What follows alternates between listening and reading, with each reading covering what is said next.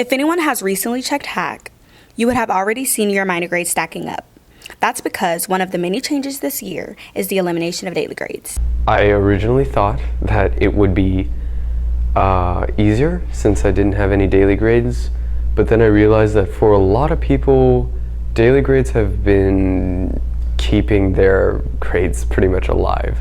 Felt like daily grades were like easier because you can just like turn in stuff and get an easy 100, and that would be all. Like even if you're like failing by like 69.7 or something like that, you can just pass by that 100. With the new 9 weeks and the cancellation of daily grades, teachers have more time for grading classwork. They don't have to do as many assignments. Like I know there's a ton of them. There's probably a lot, like 15, especially in chemistry. That was a lot. They don't have to spend all that time grading unnecessary work.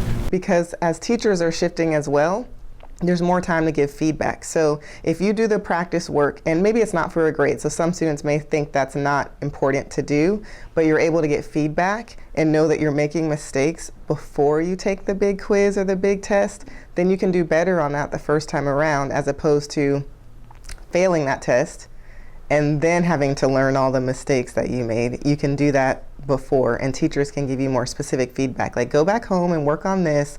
This change is helping some students become better about managing their workload. We can more manage how we spend our time, and we're not spent doing useless homework that we don't need, but we can still have that option if we need to. I just don't do it now. Last year I was just like turn daily grades and you get like a huge full 100, but now I feel like it's kind of hard because we don't have it anymore. The daily grade adjustment has changed how teachers prepare curriculum for the year. I now need to plan in a different way. I need to make sure that whatever I provide to the students, it is meaningful, because now it's a different approach. Now we're working towards mastery rather than just a grade. It is interesting and it's good.